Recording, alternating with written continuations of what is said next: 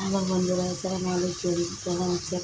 তো আজকে আমি চলে এলাম আজকে রান্নার রেসিপি দেখাবো আপনাদেরকে। আজকে আমার কী রান্না করছে, এবার আমি প্যানে পেঁয়াজ বেশি করে পেঁয়াজ দিয়ে দিচ্ছি, পেঁয়াজ কুচি দিয়ে দিচ্ছি। তো আজকে আমার রান্নার থাকছে দুম্বার কলিজা, আমাদের কোরবানের দুম্বাটা আর কি। অর্ধেকটা পাতিয়া মাংস দিয়ে দিয়েছিলাম আর অর্ধেকটা রাখি দিয়েছিলাম।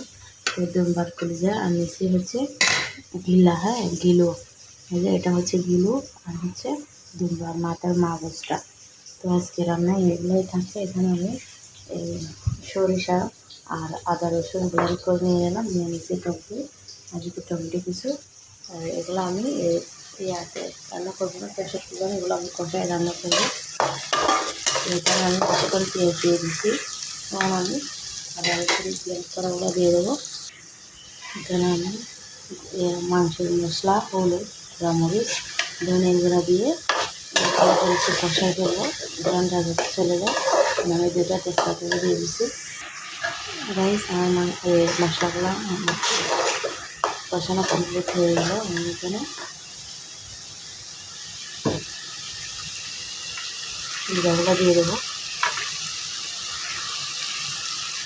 আমি মরিচটা পরে দেবো, এগুলো অর্ধেক সিদ্ধ হয়ে গেলে এরপরে আমি মরিচটা দিয়ে দেবো, নাহলে এটা বেশি নরম হয়ে যাবে, জলের সাথে মিশে যাবে। তাই লাল করে যাবে। টমেটো কুচিগুলো দিয়ে দিচ্ছি, এখানে 1 চামচ মতো আমি এখানে টক দই দিয়ে দেবো।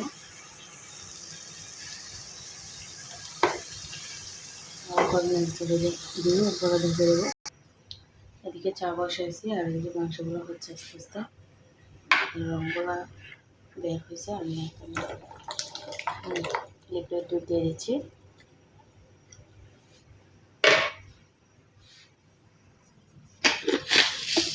দিয়ে দেবো 2 চামচ মতো চিনি দিয়ে দিচ্ছি।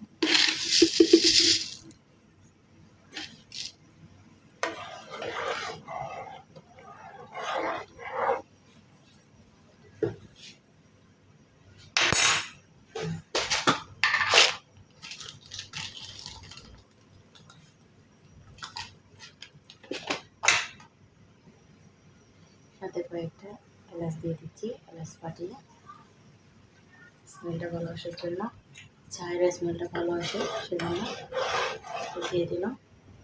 আমার চা কমপ্লিট হয়ে গেল অলরেডি।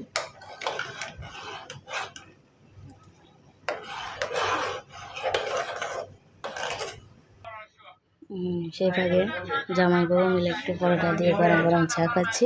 ধরো চা। আমার মাংসগুলো কষতেছে, আমি এখানে পরিমাণ মতো পানি দিয়ে দেবো। আমার মাংসগুলো রেডি হয়ে গেছে, রান্না করা শেষ। তো আমি আপনাদেরকে দেখাচ্ছি। তো দেখেন এটার কালারটা কত সুন্দর হচ্ছে। আমি এখানে একটা ফুলকপির কুয়া দিয়ে দিয়েছি, কারণ আর তরকারি রান্না না করার জন্য একসাথে এখানে দিয়ে দিলাম।